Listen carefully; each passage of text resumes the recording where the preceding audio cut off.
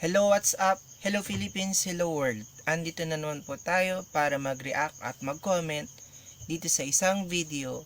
Ito guys, dito natin masasabi na totoo ang isda ay nahuhuli sa bibig, hindi sa buntot, at lalong-lalong hindi sa puwet.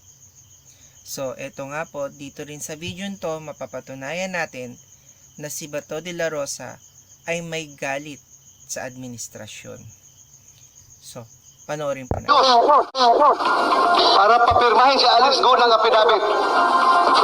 Affidavit na magsuturo na si President Duterte, si Senator Bungo, si Senator Bato, si General...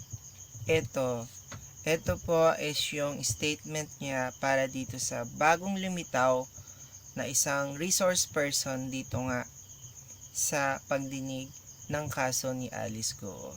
So, out of nowhere, bigla mong may isip. Out of nowhere, biglang lalabas sa bibig mo nakasama ang Malacanang dito sa nangyayaring investigasyon na to.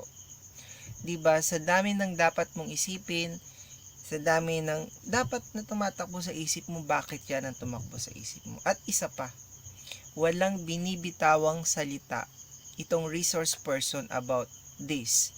Wala pang sinasabi patungkol sa kanila, wala pang lumalabas na kahit ano, pero pinangungunahan na niya. Ano to? Defense mechanism. Parang yung sa nilabas, diba, na dating PNP kasama sa pagtakas ni Alice Go, dumipensa agad siya doon gumawa agad siya ng eksena. Bakit?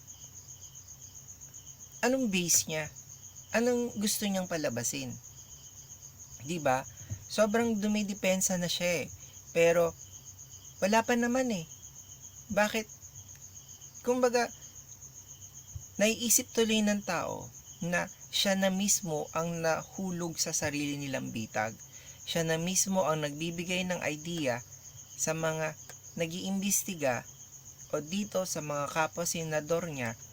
Siya na ang nagbibigay ng idea na may possibility na yun ang sasabihin at yun ang gagawin. Wala pang sinasabi, diba? Pero yun na ang sinasabi niya. Sa IDG.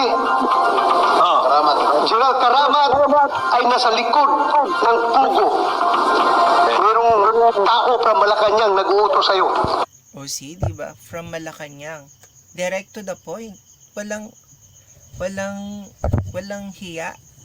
Yung walang preno, talagang diretso na sa Malacanang talaga. Pero hindi pa niya pininpoint na si Marcos ang nag-uutos, diba? So, ibig sabihin, kahit na administrasyon na sila kasi nanalo sila, diba? Meron silang galit kay Marcos kasi nga maka-Duterte sila. Yan yung sinasabi natin na mahirap nating ipagtanggol ang isang tao kung meron, at mahirap tayong maniwala sa kanila kung meron talaga silang kinikilingan. Kahit wala na ang mga Duterte dito sa administrasyon, sila pa rin ang ginodiyos ng mga taong to.